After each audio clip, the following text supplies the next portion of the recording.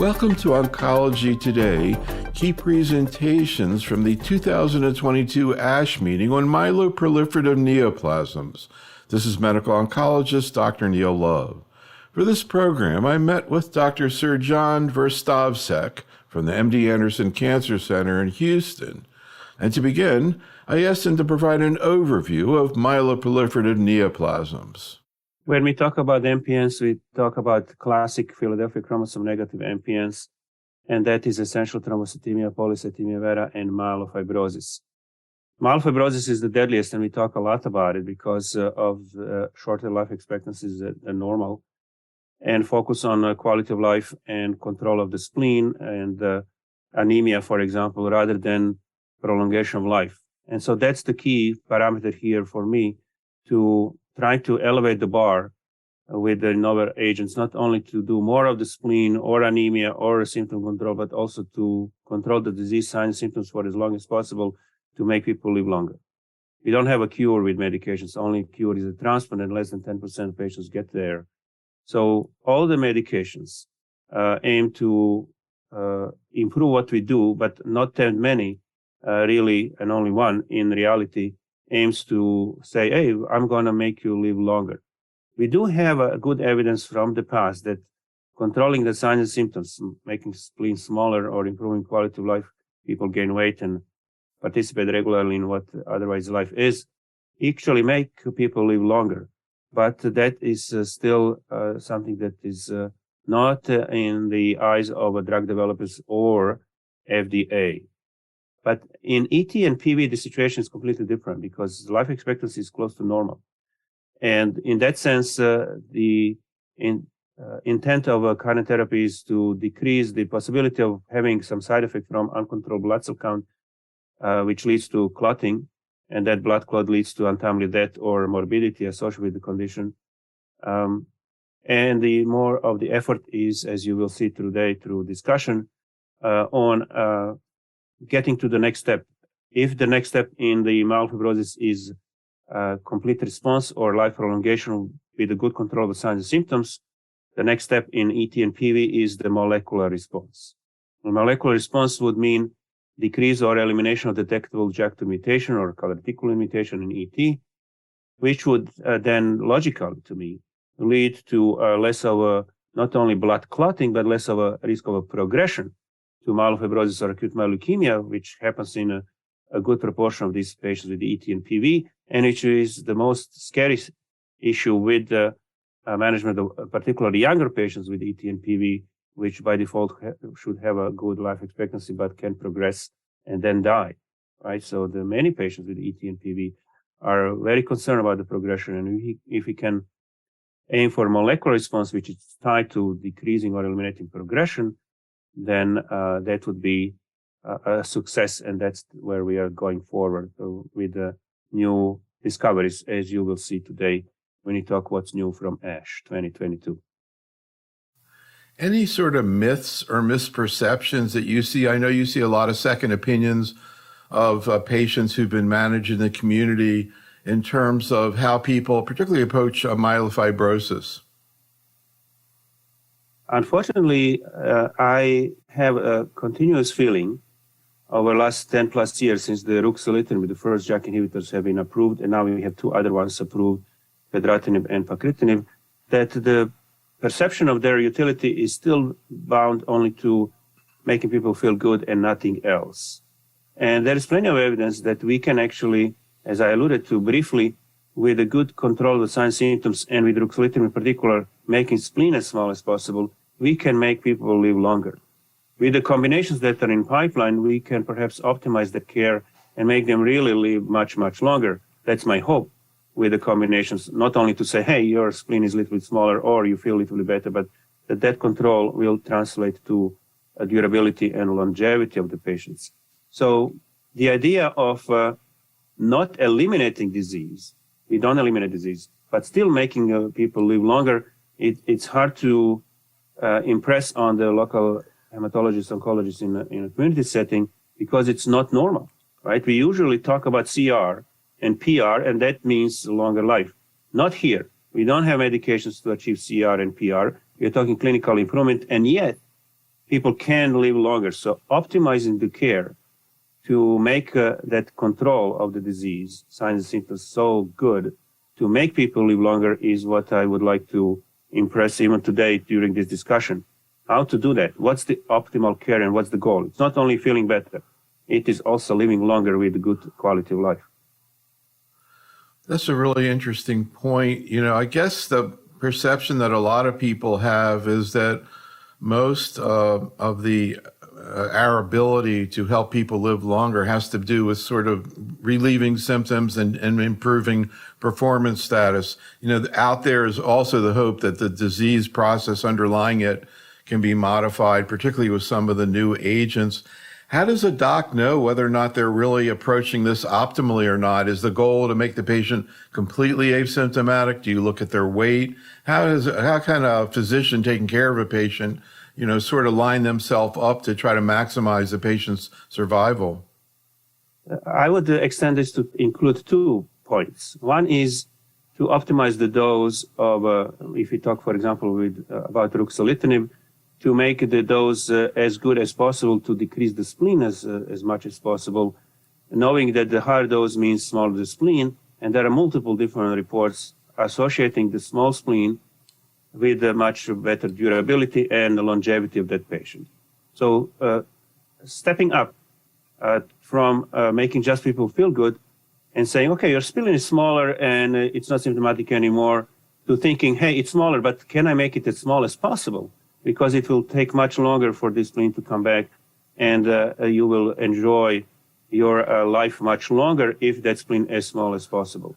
And you don't need a CAT scan or MRIs for that. You just do it by palpation and optimize the dose to the highest safe dose.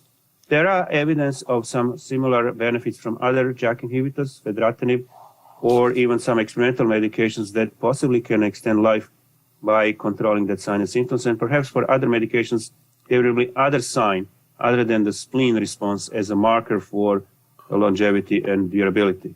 The other part is when do we need to intervene to get the best out of it, right? I remember the time when ruxolitinib was approved in 2011, when they say, oh, it's a palliative care. It's for those that go to hospice and nothing else to do.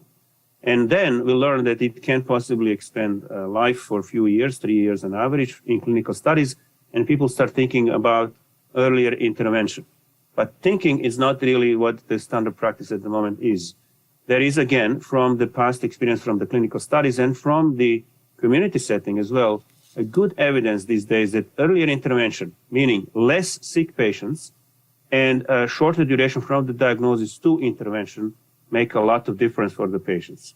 I can't explain it all, why, but one parameter certainly is that less sick patients have less of anemia, less thrombocythemia, smaller spleen, and perhaps not that extraordinary bad quality of life. And when you intervene in that setting, you're going to get much better control, right, of those parameters, and it will be easier because you're not going to have a problem with anemia and thrombocytopenia that compromise the delivery of JAK inhibitors, ruxolitinib and fedratinib, for example. That's one parameter. And then, of course, this timing also is related to perhaps, and you will see in some presentation, we're going to talk about it, less of a genetically complicated disease, which would be amenable then to much better response to a JAK inhibitor. Because, well, and that's, I think, is logical. When you have a multi-clonal disease, multiple genetic abnormalities in the patients with myeloproliferative neoplasms, which is quite common with myelofibrosis, and acquisition of new mutations over time is normal natural evolution of myelofibrosis, then getting people on a JAK inhibitor when there are multiple mutations and clones is not going to work as well. So biologically and clinically makes sense to intervene early with the goal to get much better result, which will last much longer, and people will then enjoy life for a few extra years.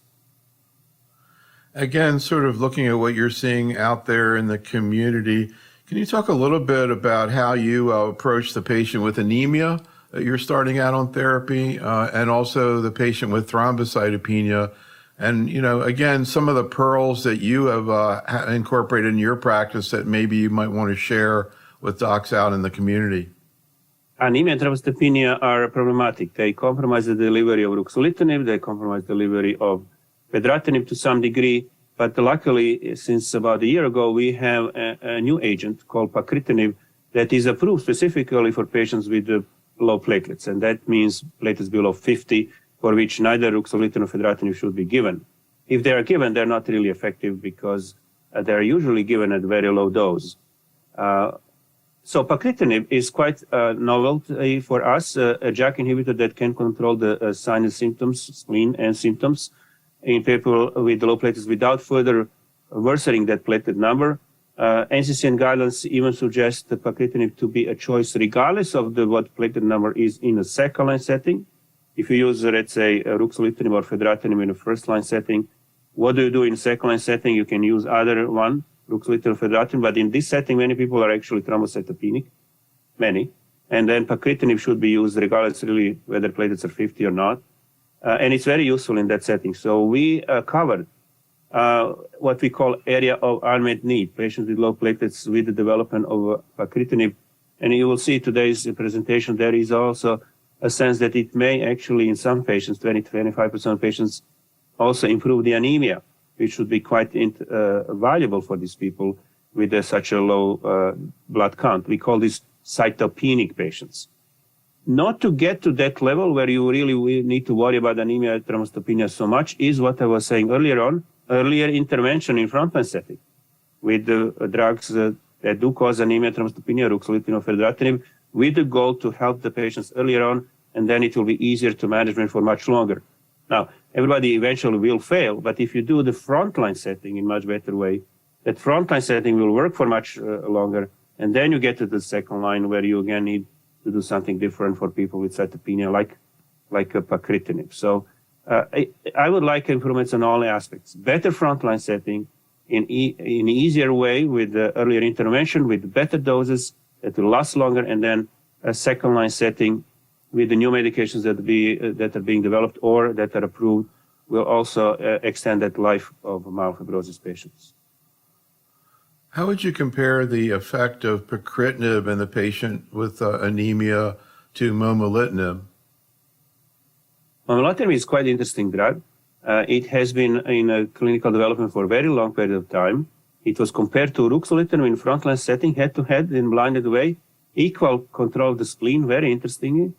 And the symptoms were not as well controlled as was with ruxolitinib. That's why the study failed, although in a subsequent analysis, there was also evidence of a good control of anemia. This is another drug that possibly can improve the anemia through different mode of action. We're going to talk about this a little bit later. But because that study was unsuccessful in control of the symptoms, it was not approved. Further studies were done. And the latest study, called Momentum study, was comparing the momelotinib to danazol in a second-line setting for symptomatic and anemic patients. Not that spleen was the primary or key secondary endpoint anymore. It was redesigned studies to prove the point that momelotinib is good for anemia and symptoms, and it was. And we expect that drug to be approved for anemic patients by summer next year. And your question then is very important. If we have already pacritinib that can be given to patients with low platelets and appears to be improving anemia in some, and now you have a new drug where you can improve the anemia and symptoms, and it can be given in people with low platelets as well, you have overlap, of course. The judgment call between the two drugs in terms of which one to use will be in the eyes of the treating doctor. What is the main problem? Is it the low platelets preventing to control the spleen and symptoms, where pacritinib will be probably a number one choice, or is it really just anemia? And in that setting, the momelotinib will be the choice. And there are a lot of patients in a second setting with different clinical scenarios or presentations where there would be place for both. I am happy actually that we have choices. One can even think about one after the other. Why not? To extend that control of the signs and symptoms for as long as possible. So there is little overlap, but I'm not there to worry about it. Look, too many is never bad. So one other issue I want to bring up before we get into the papers, and that is management of the patient who's progressing or who you think is progressing. And let's just focus on ruxolitinib for now. Can you talk a little bit about how you approach that? First, how you determine that the patient is having disease progression, and then how you manage patients in that situation. Do you generally continue treatment anyhow? Do you overlap the treatment, say ruxolitinib, with the next treatment? How do you manage these patients? Progression from therapy with the ruxolitinib, which is typical first choice for control of the spleen and symptoms, may manifest itself in different ways. And I typically say 3 different ways. One is that after some time of good response of spleen and symptoms, with the required dose adjustments for anemia or thrombocythemia, as we discussed, the patient after, let's say, a year, 2 years, or 3 years, suddenly over time, slowly starts to worsen the anemia or thrombocytopenia. We don't really know why. You may have a genetic component there with acquisition of new mutations or some other reasons, but that's one evidence of loss of response. So what do you do? Well, patient still feels better with the symptoms and the spleen, but you would have a need for possible adjustment of ruxolitinib, which will lead to a loss of control of the spleen and symptoms eventually. So you add another drug on top of ruxolitinib, right? You would add anemia drug. And by the way, in a phase 3 randomized study, at the moment, we have luspatercept, which I'm sure you're familiar as a drug for MDS, for anemia in some patients with MDS, where we have that in the clinical phase 3 blinded study for possible approval in such patients who are doing relatively well on ruxolitinib but require transfusions with the goal to eliminate transfusions. NCCN guidelines already lists luspatercept as a possibility of prescribing to myelofibrosis for people who suffer from anemia, in particular in this type of progression, quote unquote. We would, if luspatercept is not available and of course is not approved, we would add danazol or ESAs on prednisone, try to counteract the anemia because anemia worsens and then it leads to decrease in the dose of ruxolitinib and you lose the control of everything. And then you say, what do I do now?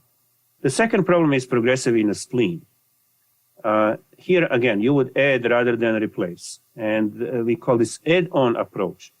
You would add cytoreduction therapy, but this is the prime example where we need new drugs. So you have studies which are being done with the goal, a number of them, phase 3 studies where you add another agent to ruxolitinib in order to improve the spleen and symptom control. And the number 3 area is where the blasts go up. Right, the patient is progressing to acute myeloid leukemia, which is case in about 25% of patients. There are not that many studies in this area, although it's a substantial group of people, about a quarter. Standard practice, however, is not that bad, has a good track record. This is to add hypomethylation agents, which are very useful. I would say half and half chance to decrease the blast and transition patients to the transplant. And these days we also test for genetic abnormalities. 20 to 25% of the patients, when they are progressing like that, that's called accelerated to blastic phase, when the blasts go up, they acquire IDH mutations. And of course, IDH inhibitors are out there. And we are successfully using in those patients that are progressing in terms of blasts going up with the IDH mutation acquisition, IDH inhibitors to, again, control the progression, go back to chronic phase, and transplant them.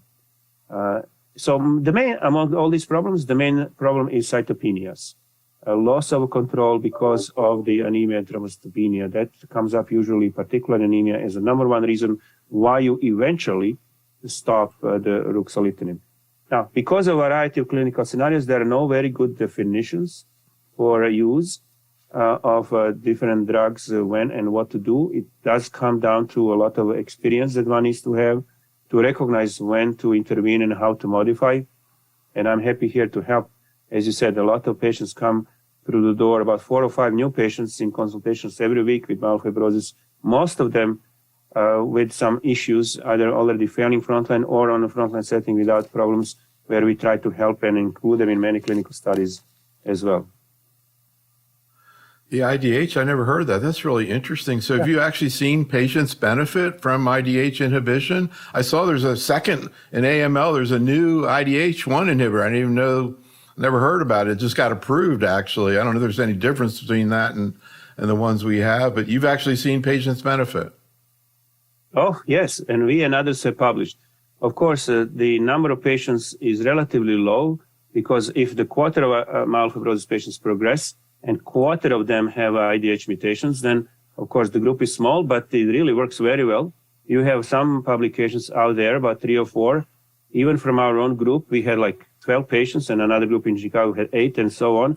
But a majority of the patients would get to the CR or CRI by adding the IDH inhibitor on top, typically, of hypomethylation agents. And you can keep going with the JAK inhibitor as well at the same time to control that inflammation in the spleen. So it really works very well, but it's not forever, of course, like in any other acute myeloid leukemia setting, but it gives you an opportunity to get patients to the transplant. And you see IDH1 and 2? Yes. And do you see differentiation syndrome? Well, from my experience, now we have probably up to 20 patients, 1 or 2 cases, not too often. You have still people on JAK inhibitor, you have them on hypomethylation agents. Perhaps JAK inhibition is controlling that myeloproliferation. Really interesting. Okay, well, let's talk about what happened at ASH. I'm just kind of curious before you get started, as you were heading towards ASH, I'm curious what the papers were that you were most interested in seeing. When you look back, is there kind of one area that, you know, sort of stood out this year of all the papers that you were about to go through? A lot that I said is covered by different presentations, and we have here to talk about variety through different diseases and different stages. The one that really caught my eye also caught an eye of the reviewers associated with American Society of Hematology. There was a plenary session at ASH that included MPN report. I didn't even look up the plenary session because that's not normal. I would not expect anything to get to that level.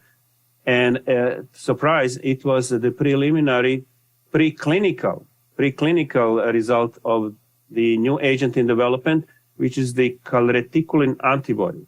And we'll talk about this when I go through the slides. But briefly, about a third of the patients with the myelofibrosis or ET have a mutation in that gene called calreticulin. Everybody knows usually about JAK2 V617F, right? 60% of MF, 60% of ET, 100% almost of PV have that mutation. But 30% of ET and 30% of MF have a calreticulin mutation.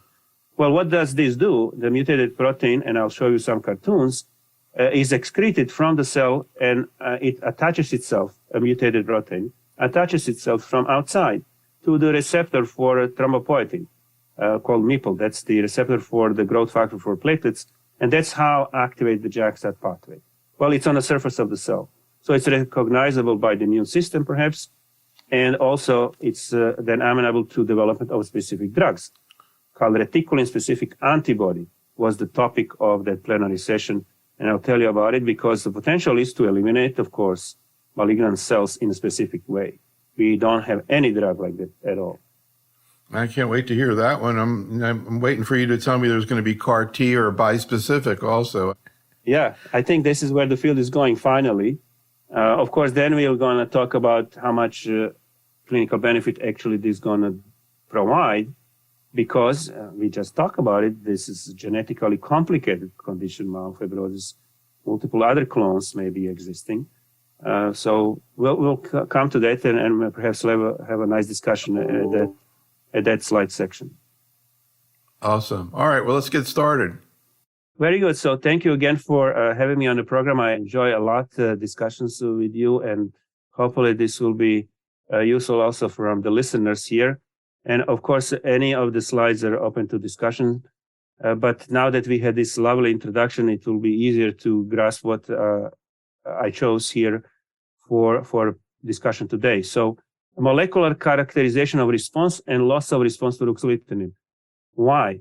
Because if we have these driver mutations, JAK2 mutation, calreticulin mutation, that's a third one, MPL mutation, that covers 90% of the patients in terms of being reason for a hyperactivity of JAK-STAT pathway. There are other mutations. There may be other clones that are genetically different. And in that setting, the question was whether the genetic complexity at the beginning or during the therapy, or combination of the two, would impact on the outcome of the patients. And we already have some reports in the past that that's the case. Not only that the clinical picture of the patient determines what happens with the patient on therapy, but also genetic background. And here is the baseline variables associated with the spleen response. To the left, you have transfusion dependency as a bad factor for response, and the dose of ruxolitinib in green as a good factor for response. Remember, we talked about it. If you have advanced patients with an anemic already, ruxolitinib cannot be given well because it's causing more of anemia. So this obviously goes along the line what we said. The earlier intervention with patients are not so anemic or thrombocytopenic would optimize their care, and the dose of ruxolitinib, higher the dose, the better overall response. That's just logical from what we just discussed. You have then molecular profile to the right, and it says that the RAS pathway mutations, 10 to 15% of the patients like that, these are really not going to respond much at all. Now, why? I don't think we have a good understanding why is that happening. But this is just a confirmation of some other reports in the past. And how can we predict who is going to lose the response sooner rather than later? Because I tell you, everybody responds to some degree, but some respond for 6 months and some for 3.5 years. So one parameter, in addition to normal baseline clinical characteristics of patients, is again the genetic information. So to the left, you see older people, those that are anemic, in red color to the left, are not going to do well for too long. Ruxolitinib dose, again, the higher the dose, the longer the control of the disease. And to the right, you have a genetic information. If the driver mutations allele burden goes down over time, and we cannot predict who will have that or not, for some reason, some patients actually have a molecular response. It's the JAK2 allele burden is going down. They will do well. And high molecular risk state, there are specific mutations, ASXL1, EZH2, SRFS1, and IDH mutations. If they are present, the patient is not going to do well. So genetic background, in addition to clinical scenario, makes a difference for the overall outcome of the patients. And that's why I usually advocate, that's a good reason why start early, right? Not so sick and not so genetically complicated. Now, the other drug that is approved for frontline setting in patients with platelets above 50 and can be given in the second line setting as well, as it's in NCCN guidelines, is fedratinib. Fedratinib has expectations of the same type of response in frontline setting as with ruxolitinib, same anemia and thrombocytopenia side effects, but it's a little bit more complicated, as you will see also in these slides, because it does cause in 2/3 of patients some GI irritation, and it can inhibit the uptake of thiamine into the body of the patients, which then can cause very rarely Wernicke encephalopathy. Now, this particular result is from the FREEDOM study that was just finished. That was the open label phase 3B study in the United States to give us more information about fedratinib in the second line setting after ruxolitinib. And you can see top line response in the table is 25.7, so 26% of the patients responding by 35% volumetric reduction in spleen, which is about half by population. Very good response, and not as good as in frontline setting, about 40+%, but second line is never good as frontline, and it's pretty good. If you scroll down to the symptomatic improvement at the bottom of the table, that is 50% reduction in symptoms. TSS means total symptom score. Majority of the patients feel better. Very good results. So it is full-fledged, very good choice in a second line setting for people that don't do well on ruxolitinib. But it's not for everybody.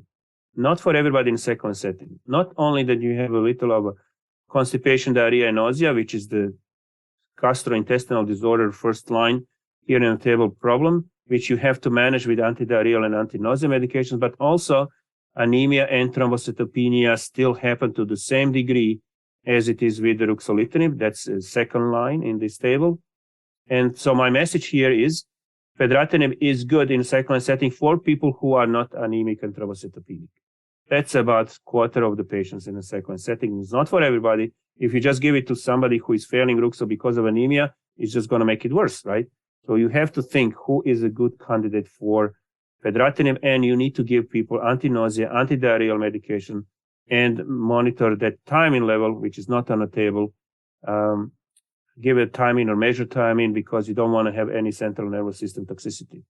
If you manage patients well with antidiarrheal and anti-nausea medications, this is what happens. It is not as common. Diarrhea, nausea, and vomiting are listed here from cycle 1 to cycle 6. With prophylactic preventative GI medications, you will have fewer patients experiencing it, and it will go away slower. So there would be no reason to stop fedratinib. You will give a good chance for fedratinib to work because it does need a few months to work. The fedratinib can be used in a second-line setting not only for kind of a salvage of the patients who are not doing well with ruxolitinib, but also to reinstitute the response to a degree where you can make patients eligible for the transplant as well. We typically, and this is a really important slide actually, we typically would say to the patients when we start initial therapy with ruxolitinib, you should go to the transplant when you are in best possible shape, because it may not last forever. You feel good after a few months, and the transplant has been proven to be the best when the patient's in the best physical condition, right? The control of the inflammation and proliferation is optimal. You should go for it. But that doesn't happen, I tell you. In every practice, people say, patients, why would I do it now? I feel so much better. I gained a few pounds. My spleen is smaller. And then people wait. And okay, I agree with that. But it's not that easy situation. What's your view on that particular issue? I'm curious what you say to patients. I'm sure some of your patients, you might have medical oncologists who are patients, but for people who want the information, I'm curious what you say about the risks and benefits of transplant, the outcomes that you see with transplant when they contemplate this very difficult decision, both the downsides as well as the upsides, the chance for cure. This is really important, so important aspect of what we do. We know that the transplant is the only way that we can cure the patients. And we have always said, you should do the transplant right away. Now, with ruxolitinib, as an example, you get people to feel better. They say, I don't want to do it right now. And so people wait. And so the art here is to judge when you see this loss of control of the signs and symptoms, and then say, okay, you see, anemia is worsening or spleen is coming back. Let's do it now. So you prepare the patient. You don't wait. And the patient is educated and part of the team, and you can then easily transition without really having full-fledged loss of control when the patient is in bad shape again. That's where the transplant needs to happen if it's not right away. And what happens many times, and I have seen it unfortunately in my own clinic, patients wait and say, I still feel good. And I say, but you are losing response. And the patient is waiting and then it's sick. And the transplant is not an option. Well, then you can possibly use fedratinib as it's here after ruxolitinib to regain control of the spleen and symptoms and do the transplant right there when the patients feel good. So it is a little bit of an art to say when is the best time. And some data actually showed, particularly from Princess Margaret Hospital in Canada, I really applaud Canadians for doing a good job in following patients very well, that there is a group of people that do so well on ruxolitinib, you should not transplant them right away. They may be on ruxolitinib for 5 to 10 years and do so well. And why we do the transplant right away in those super responders when they can die from the transplant right away? So this is debate here. When is the best time? And it has to be individualized. What do you generally estimate nowadays to be the mortality risk with transplant? And what do you tell people to expect in terms of quality of life over the next couple of years after that? Well, I'm optimistic by nature. So I say overall general mortality rate is somewhere in 20-25% range. Of course, the older or sicker you are, it goes up. If younger and healthier, it's going down. And the one variable that I know, I can't really go into detail because I'm not a transplanter, but I follow from outside, that the experience and the site where you do it matters, right? So it is not the same, unfortunately. That's not illogical, right? That the transplant outcome is different in the smaller academic centers or more experienced when it comes to myelofibrosis transplant specifically. Experience counts, the way that you have support, the way that the pre-transplant preparation is, everything does count. And I would suggest typically my patients to go to the very experienced large center for myelofibrosis transplant specifically. You asked me in the past about pacritinib. Approved for patients with lower platelets below 50 for control of the spleen. Of course, it will improve the quality of life. In NCCN guidance, listed as a choice for people with low counts, regardless of the platelet number in second-line setting. And I mentioned briefly this particular novelty, if you like. ACVR1. What is the ACVR1? This is the marker on the surface of the hepatocytes that is important for iron metabolism.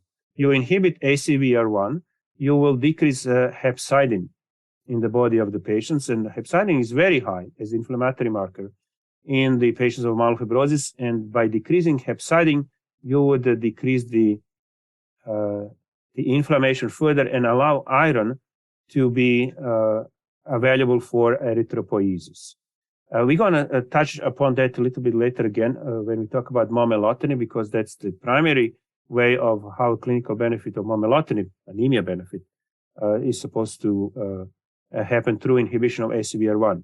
Now, with pacritinib, we knew already in the past that there are patients that improve red blood cell count. And so here is the old publication from some years ago. You see the bars.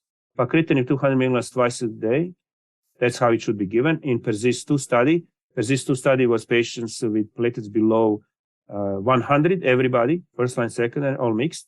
You see that 25% of patients improved the anemia.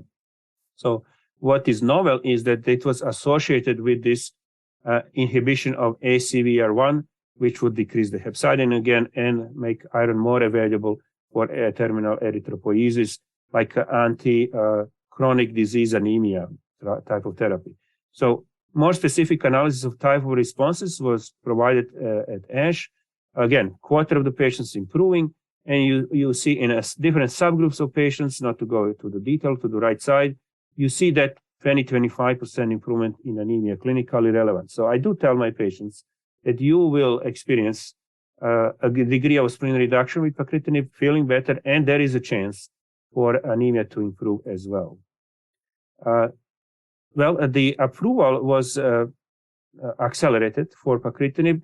At the moment, there is this study underway globally for further support of the complete approval of pacritinib. That's a specific study, phase 3 randomized study of pacritinib versus physician choice of therapy in people with platelets below 50 for control of the spleen.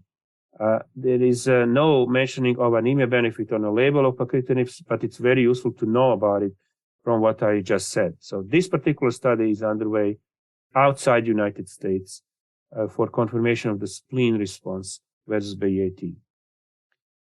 And so this gives us a chance then to transition to momentum phase 3 study of momelotinib. You asked me about that. I'm very excited about having more choices, and this one is different than the others. They're all in a JAK2, that's a JAK2 inhibitor, all in that JAK2 group, but they are different, as you can see, even by discussion so far. This was a blinded randomized study, momelotinib versus danazol, as you see in symptomatic and anemic patients in the second-line setting. So the design is in upper part, simple, straightforward, separation of symptomatic anemic patients between momelotinib and placebo, danazol versus placebo, and the result is summarized in the lower part of the table. So if you look in the table to the left, you have TSS. This is the first result. Total symptom score. Remember, that's half of the symptoms gone. MMB is the momelotinib, about 25% response rate, 24.6 to be precise, versus danazol, which is anabolic steroid. We usually give it for symptoms and anemia. So it's a valid control. If you go from the left to the right in the table, you have transfusion independence response. That's the key. Transfusion independence. So no more transfusions. 30% versus 20% of danazol. You may say, well, some, but I'll give you more data on that. That's very intriguing. And finally, in the table to the right, it's an SRR spleen response, 23% in a second-line setting. Remember, fedratinib was 27. It's about the same. So it can control the symptoms and anemia and the spleen as well. And because this drug does not really have too much myelosuppression, right? The anemia actually get improves. The platelets do not change much. And you alluded to this in your questions at the beginning. there is a possibility of overlap in the future. If momelotinib gets approved by June, as we expect in the United States, what you're going to be doing between the pacritinib and momelotinib? Well, difficult to say. It's not black and white, but there is a result here. You can see it right here of momelotinib improving spleen symptoms and transfusion independence in patients, basically regardless of the platelet number. From the left to the right, we have a first group is platelets, patients with platelets below 150, in the middle below 100, to the right below 50. The blue is always momelotinib, always better than danazol. So you can envision that in anemic patients with low platelets, you can give the momelotinib for improvement of anemia. And this anemia benefit is long-lasting. Before I go to the next slide, it's long-lasting, and the dosing of momelotinib is very simple. There are no real major problems. Almost everybody, 96% of patients, stay on momelotinib without any dose adjustments. Of course, it's not going to work forever, but there was a presentation in ASH suggesting that those patients that become transfusion independent may actually live longer. If we have a spleen as a marker of longevity with ruxolitinib, perhaps here we have a marker of transfusion independence as a marker for longevity with momelotinib. Much more to learn from momelotinib over the next 6 months before and if it gets approved. But exciting time, particularly for patients in second-line setting, as you can see. Now, if we are talking about optimizing the care as we did so far from the day one, then there are options here that are in clinical development where you would add another agent to ruxolitinib in people who have a lost control of the spleen and symptoms. Parsaclisib is the PI3 kinase delta inhibitor, which is being studied, as you can see, in people who are on ruxolitinib but have a suboptimal response in terms of a spleen and symptom control. Phase 3 study, randomizing patients who are on ruxolitinib with symptoms and spleen still to some degree between pelabresib and placebo, is underway. This is what you can expect from that drug. You have here a spleen response to the left after 12 weeks of therapy. These are classic waterfalls that you see, and to the right, a 24-week response.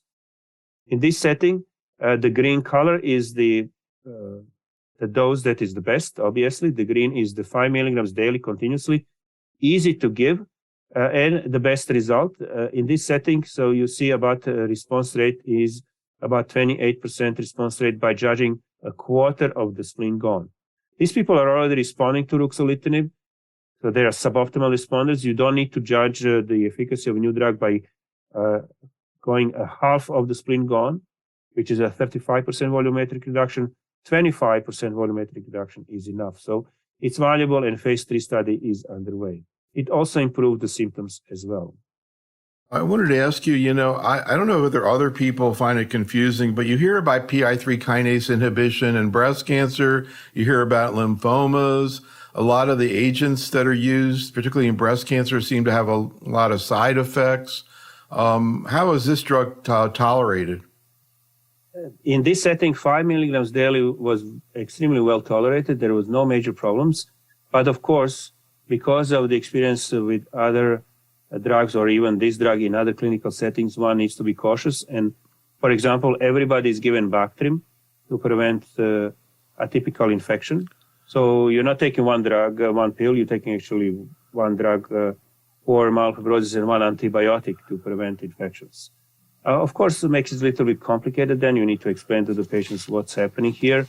But nevertheless, if you can, in easy, safe way, improve the condition of the patients, as you can see here, without too much of worry, just extra antibiotic on top, it's still valuable. Again, I know they're totally different, but you hear a lot about glucose intolerance with these agents in breast cancer. Do you see that here? No. Very surprising. I think that it's a matter of the dose. It's chosen based on efficacy, of course, but also tolerability. And it's very low dose, 5 milligrams daily. All right, please continue. Now, if we are talking about, as we did so far, a second line, we talk about fedratinib, second line, pacritinib, and then momelotinib. We said we can improve the front line. by adding pelabresib to people who are not doing well. How about starting with the best combination from the day one, right? Early intervention with the best combination. So one approach is here to add navitoclax to ruxolitinib in people who are therapy naive. Our phase 3 study is underway. The phase 2 study results that I show here are pretty good. You see the waterfall here to the left. That's a 35% volumetric reduction in spleen. The dotted line shows you that majority of the patients had improvement in the spleen. There was some improvement in the symptoms as well. One issue with this drug, navitoclax, which is BCL2 and BCL-XL inhibitor, by the way, is the thrombocythemia. And thrombocythemia, which is seen in the bars to the right, does compromise the delivery of the drug to some degree. It's not that simple. And I always talk about the value of any therapy in three terms: safety, efficacy, and simplicity. So sometimes some drugs are too complicated to give or require management style that you need to see the patients often. And that worries me a little bit with this drug, but still, if we want to improve our ability to control signs and symptoms, why not combine things from the day one, if at all possible? This is improvement in the bone marrow. I'll talk about this in a minute, but just to say the symptoms also improve with the navitoclax, and you always have to think about benefit in two arms. One is the spleen and the symptoms. It has to be together, always together. Now, what the emphasis of the ASH presentation of navitoclax plus ruxolitinib phase 2 study was not only to say, hey, it can improve the spleen and management is pretty okay. It also talked about what you see here, improvement in the bone marrow fibrosis. Okay, why is that? Well, in an intro to the discussion today, we were talking about perhaps upping the bar in ET and PV to start talking about the molecular response by decreasing the allele burden, the JAK2 allele burden in particular, and seeing whether this has any clinical relevance. And I'll come to that. What's happening in myelofibrosis, there is lots of emphasis, as you can see here, of an attempt to connect the bone marrow fibrosis grade decrease with the clinical benefit. Now, we are not there yet, but every single presentation at ASH, I would say almost every single one, had this particular information embedded. So maybe very naive question, but again, I'm sure people are asking themselves this. How would you compare navitoclax to venetoclax, either pharmacologically or in any other way? Excellent question. I was waiting for you to ask me. Why are we talking about the navitoclax? Now, venetoclax is already out there. Why not just do it? Okay, the reason is biology. In the myeloproliferative neoplasms, the cells have high BCL2, but they also have high BCL-XL. And what does this mean is this venetoclax doesn't really work well. For venetoclax activity, you have high BCL2, but you should have a low BCL-XL. And in MPN, both are high. And this is very well established information, so much so that venetoclax, when it was studied in AML patients, the studies that led to approval of venetoclax excluded patients that came to AML from MPN. Post-MPN AML patients were not part of those studies because they still have a very high BCL-XL on top of BCL2, and the venetoclax does not work very well in patients with post-MPN AML. There are 5 papers, at least so far, that yes, you can do it, and maybe the CR rate is a little bit higher when you combine it with hypomethylation agents, which would be standard practice therapy for post-MPN AML, but it's much more toxic, and the result doesn't last more than a month or two. We don't use, actually, venetoclax in post-MPN AML regularly unless there is a very good reason. So that's why navitoclax, which is BCL2 and BCL-XL inhibitor, that is the drug that is being tested by the company that makes the both drugs as the drug of choice in MPN. And it is working to a degree, of course, but it does cause some thrombocythemia. Does navitoclax work in AML after myelofibrosis? Venetoclax, HMA? I hope there would be a study to that effect. I am aware of some discussion, but nothing concrete so far. And if you would ask me, I'm just one, I would use it. Yes, I would use navitoclax for post-MPN AML rather than venetoclax. But it's not possible, right? The drug is investigational. So interesting. We just worked with Courtney DiNardo. I wish I'd known this. I would have asked her. I had no idea. That's so interesting. Yeah.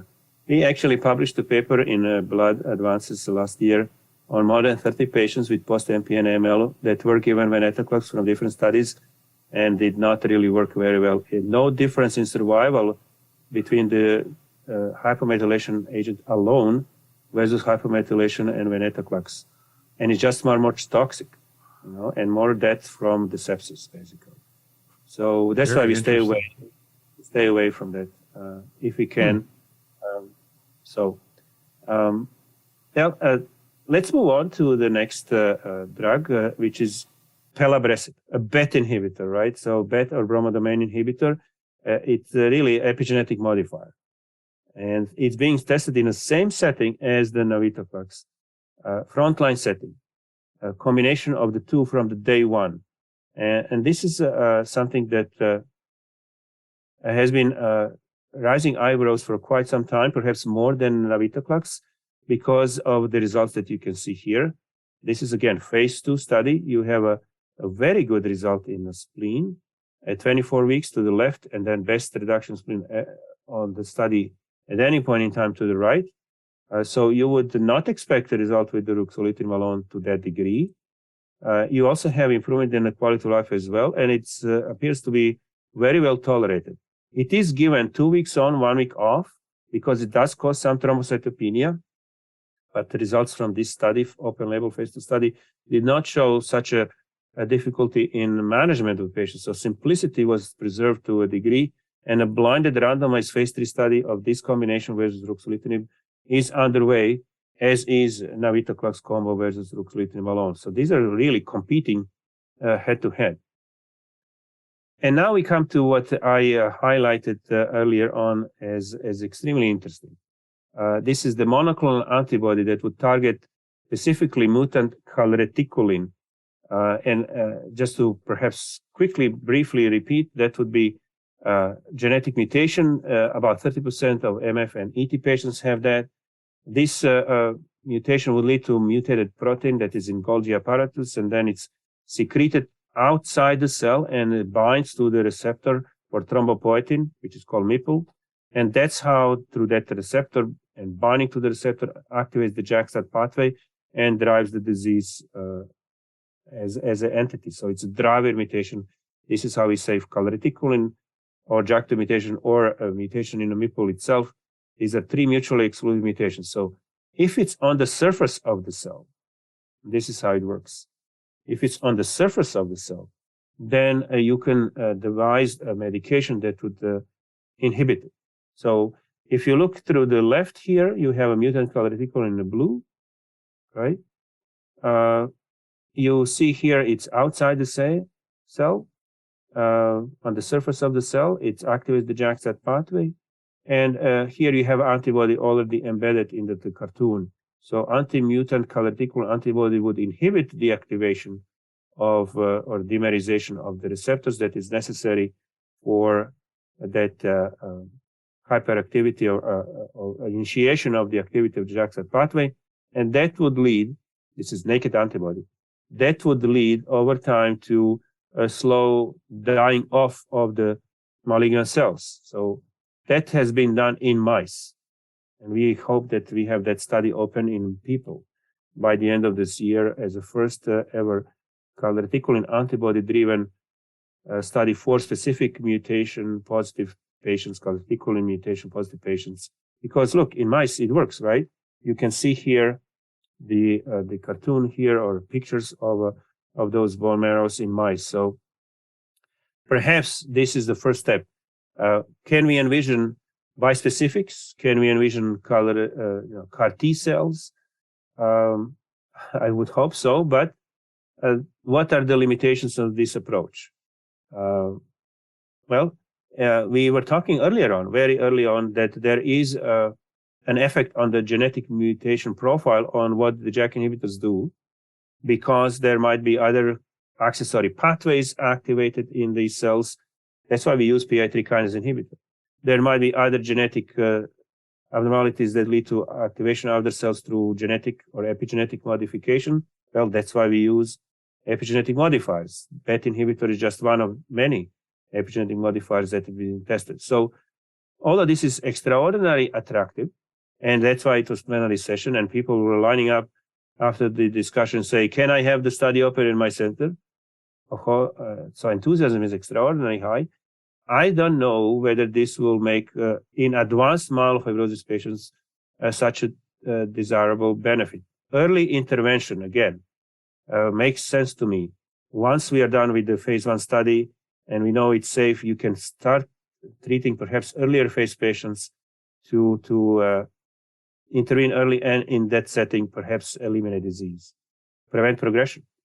What fraction of patients have calreticulin mutations, and any reason to think it would work in the rest of the patients?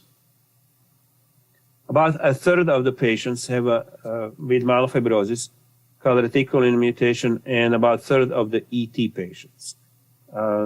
So the number is smaller, perhaps. You would like everybody to be candidate, but it should not be active for any other type of patients with ET or MF, because simply it's specific for that mutation. So it's attractive for a subgroup of patients. And in that subgroup, we need to see how good that is going to be. Just by logic, I would say earlier intervention matters, but then you need really to go through the full drug development path and make sure it's safe in more advanced patients, see whether there is an activity in genetically complicated disease with big spleen and symptoms and anemia, and then move it up front perhaps, or even in ET patients that have a calreticulin in that setting as well. ET are, different ball game here. ET patients are one with a good quality of life, typically normal life expectancy, and it would be a question based on the results from the myelofibrosis studies, which ET patients would be candidate among those that have calreticulin mutation, candidate for this antibody. On the other hand, this is naked antibody. It should not have any side effects that are associated, for example, with the bispecifics or CAR T cells. So it should be easy, like a once-a-month infusion. How about ET patient with calreticulin, give 1 month infusion, and after 2 years of therapy, slowly you get CR, complete molecular response, no disease anymore. Wonderful story. I hope to see it in my lifetime.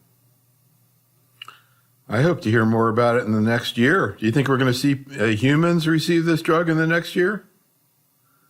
Well, by the end of this year, I hope the study is going to open. And so by 2024, December, we should have some preliminary result.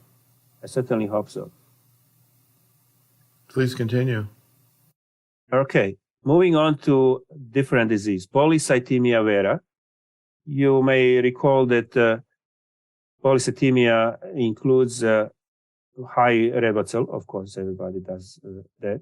And knows that, then the white cells and platelets, but also control the spleen and symptoms. So when we talk about benefits of any therapy, if you give a cytoreduction reduction therapy, you should be looking at the 5 factors: control red blood cells, platelets, white cells, spleen, and symptoms.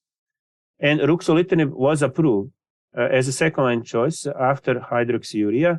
And here is a study done in UK. This is academically driven study, not a company-driven study, where they were looking at the benefits beyond controlling the spleen symptoms, red blood cells, white cells, and platelets. They were saying, is there a molecular response? If it is, does it matter? Now, you would say, how can this even be, right? The JAK inhibitors that we talked so far about are not specific for the JAK mutation. That I hope everybody knows. You don't need to have a specific mutation. You don't even need to test the patient for molecular profile to prescribe a JAK inhibitor for patients that need control the signs and symptoms, right? It will work. But it can, over a long period of time, inhibit the growth of the malignant cells more than normal, because the malignant cells depend much more on a continuously active or hyperactive JAK-STAT pathway. So we have seen that after a longer period of time, and you don't have that time in myelofibrosis field, unfortunately, but in ET and PV, you can, or you could see after a longer period of time, molecular response. And here we go. You see molecular response.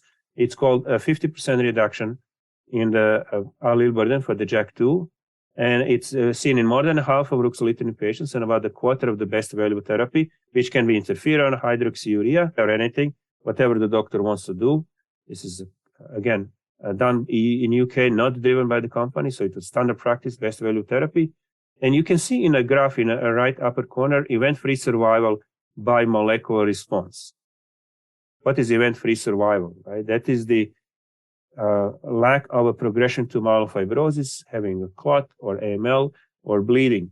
And if you look at the table in the right lower corner, you would see that response, in particular in ruxolitinib arm, molecular response has been associated statistically significant with less of a thromboembolic events, hemorrhagic events, progression, or event in general, and overall survival.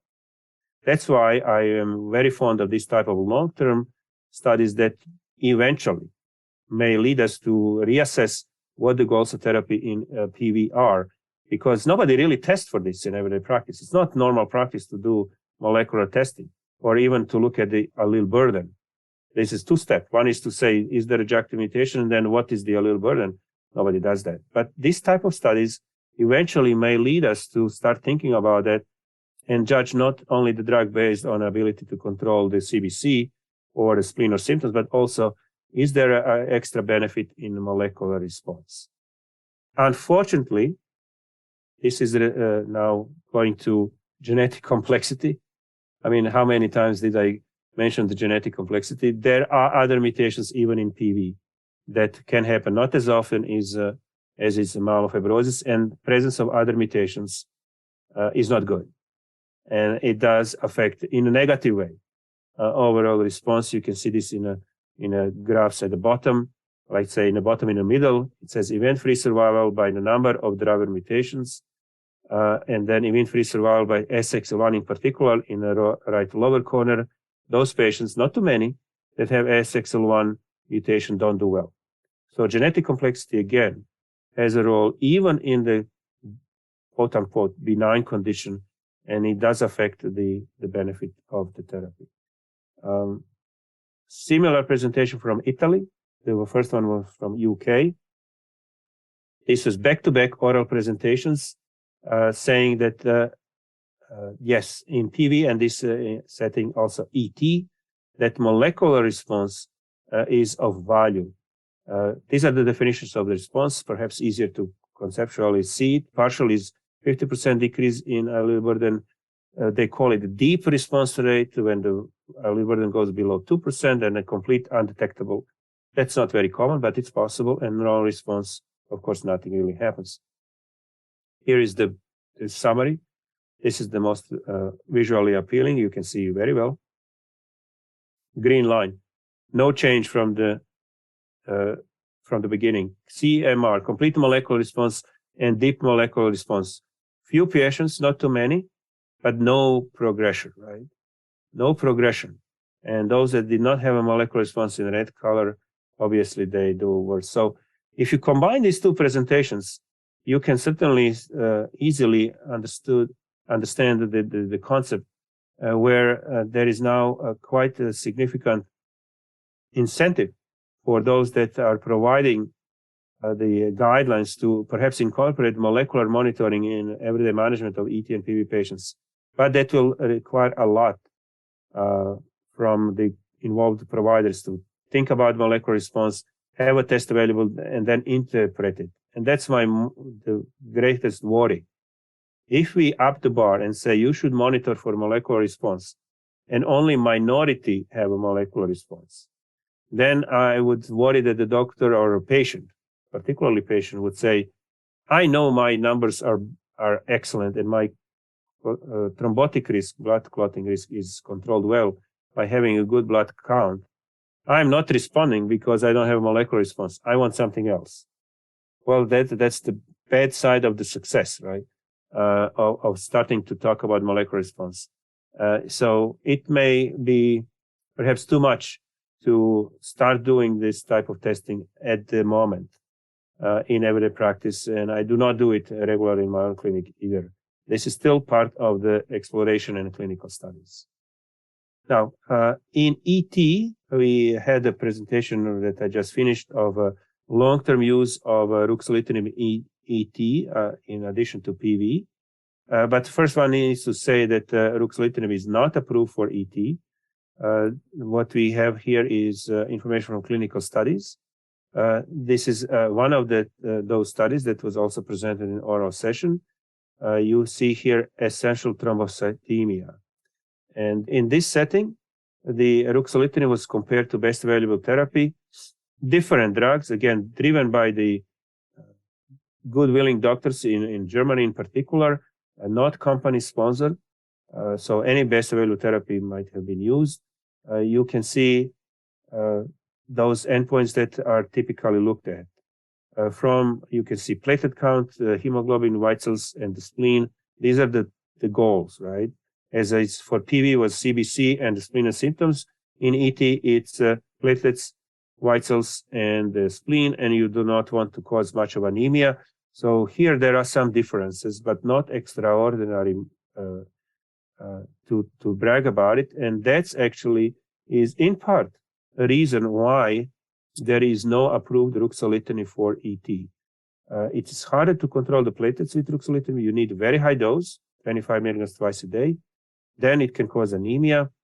And if you try to balance it, then it's not that much, somewhat, but not extraordinary much better than best available therapy. It does improve the symptoms, no question about it. If there is a drug for symptomatic ET patient that is not doing well on standard site reduction therapy, then the ruxolitinib is the drug to go to. That would be off-label in the United States. But yes, for quality of life issues, you can see multiple different symptoms here in this graph. And all these stars are clinically and statistically significant results.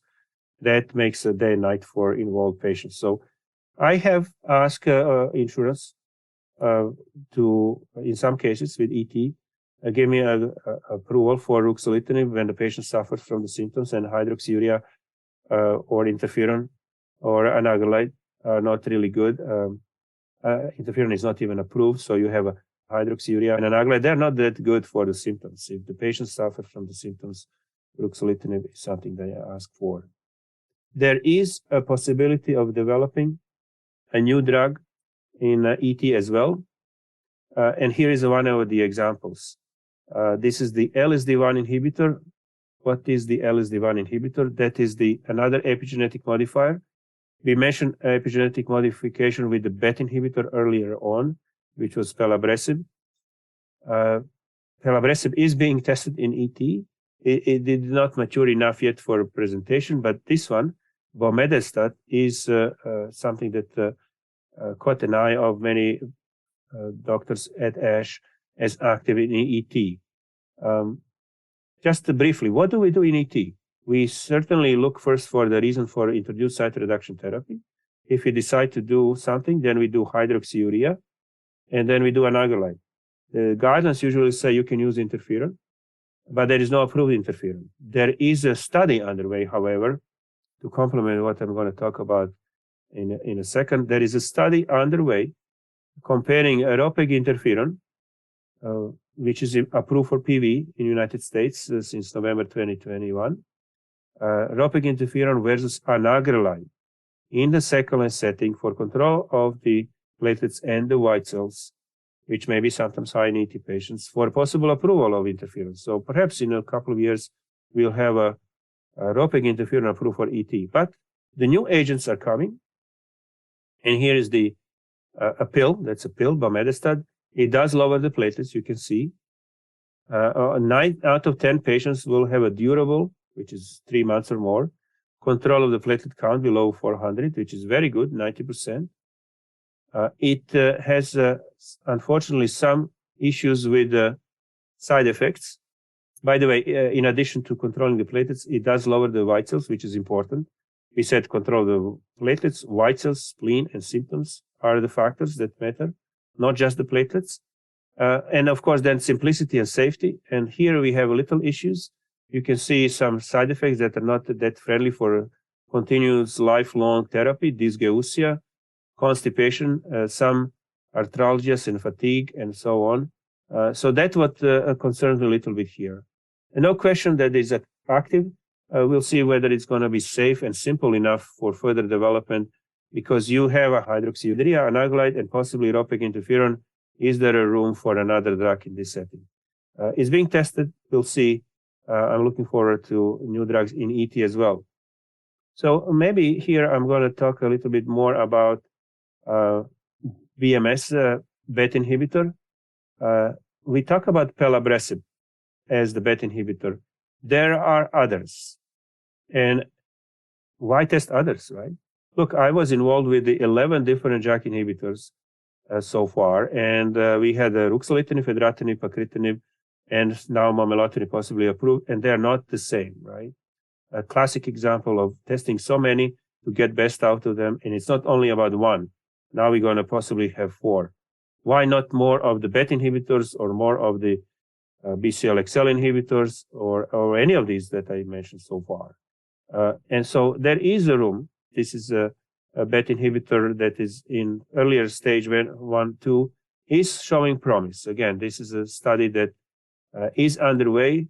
Some early study results seen here to the left, the spleen volume reduction as an example of improvements are encouraging.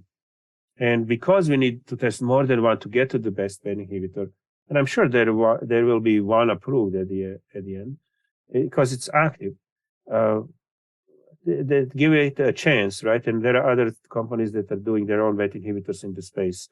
So this is just an example of how active this field has become. We are discovering multiple different areas of abnormalities in the malignant cells that lead us to different drugs. BET inhibitor, BCL-XL inhibitor, we have telomerase inhibitors, we have a variety of different drugs. So I was pleased to see 4 oral presentations on MPN this year, even one presentation as a part of plenary session, as we discussed. When you compare this to 15 years ago, there was none. I'm not kidding. You just look back. So the field has evolved so much. It's incredible to just grasp what happened over the last 15 years. And it's been now 12 years since the approval of ruxolitinib. And 4th drug, it's going to be approved probably by the summer for myelofibrosis. And over the next 3 to 5 years, I would think there will be another 3 or 4 drugs. We're going to start talking about doubles. We're going to maybe triplets, so doublets and triplets, not just the lines of therapy, but subgroups of different therapies. It's just going to be amazing, I tell you. Exciting time. It's going to be the new myeloma, it sounds like. Yeah. Everybody is saying, oh, we are getting to the myeloma field. I say, well, it's good and bad, right? I would like to have a therapies like that antibody or similar therapies that would up the bar and say CR. Hey, I give you this in 6 months, you are in CR and it works forever. Of course, if I was about to say that 15 years ago, people would look at me funny and say, you are crazy. I'm not crazy anymore, right? So it's doable.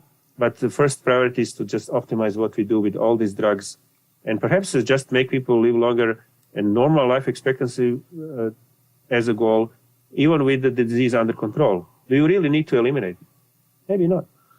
So one more question. I just thought of this, and I don't remember asking anybody this, but I think maybe I will start asking it. And that question is, if someone who had a lot of funding came to you, grateful patient, tech billionaire or something, unlimited budget for you to deal with MPN, what would you do? If you have somebody in mind, after the call, we can talk about it. You never know, but maybe, what would you do? Really, kind of move the field forward faster than it's going right now. Let's put it that way. As a concept, we have been so far preoccupied with intervention. And of course, in that regard, that's a priority, right? People sick, you need to intervene and help them. And then we talk about first line and the second line and the anemia and the spleen and symptoms. And this is what we have been doing, and we made strides. How about in prevention studies? prevention studies early on, low risk, pre-fibrotic myelofibrosis, ETPV that show some sign of progression, something to give them to prevent progression. And this would really make it as chronic as chronically possible forever. Let's say you have a low risk patient, that means no anemia, no symptoms, no spleen, nothing wrong, accidental finding, touch of anemia or touch of a spleen, that's low risk patient. What do we do today? We wait. We wait for patients to become sick, and then we treat for the anemia or spleen or whatever it's affecting the patient's quality of life. How about we have a medication, maybe that antibody will be one, where we say, oh, how about you take this pill? You don't need to worry. The spleen or the anemia or anything will not worsen. We don't need to eliminate it, but we prevent progression. So I would like to have the opportunity to work a person like that, to see how can we optimize the current medications or devise new medications to move the focus from intervention to prevention.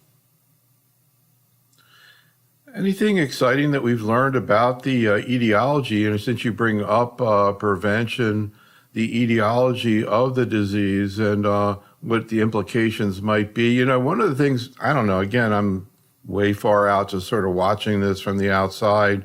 In a way, it kind of seems like we're trying to move the bar a little bit farther.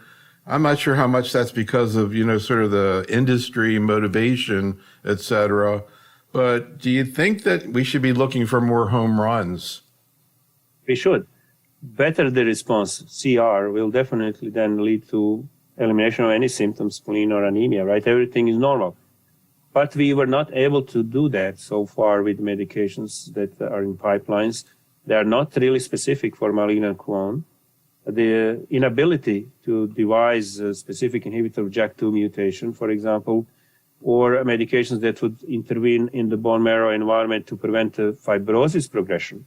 You may recall we had some antifibrotic medications in the pipeline as well at this time. None of these really pan out. There is now a lot of talk about being more aggressive in finding the medications that will be specific, and first sign is this antibody for calreticulin, but that's again a smaller group of people. If you would have a JAK2 mutation-specific drug, maybe you will have a major impact on the disease overall. And if it's safe enough, you do then intervene earlier on to prevent progression. So these issues are coupled together. You're correct. We are still at the, not to be too harsh, but at the level where we are really talking about the symptoms, spleen and anemia, and we are not talking about molecular response, elimination of the disease, and cure, not at all. So as we talk about upping the bar, well, that's tied to the drugs, which would be potentially leading to those, and we don't have them yet, right? So it's coupled, and I think it's in everybody's interest. I don't blame anybody for this. It is just a very difficult condition, the disease, myelofibrosis in particular, that is not that easy, and it's not that anybody from the industry or from the academia has a lack of enthusiasm and desire or passion to develop those drugs. It's just hard. Have there been antibodies to JAK? It's never expressed on the surface. So the JAK2 mutation is staying inside the cell, and it's not subject to antibodies. That's the problem. And when I ask over the last almost now 20 years since the JAK2 mutation was discovered, why don't we have a TKI for the JAK2 mutation? Well, they said biochemically this is very difficult. I can't really explain the reasons, but many tried, and it has not happened so far. This concludes our program. Special thanks to Dr. Verstovsek, and thank you for listening. This is Dr. Neil Love for Oncology Today.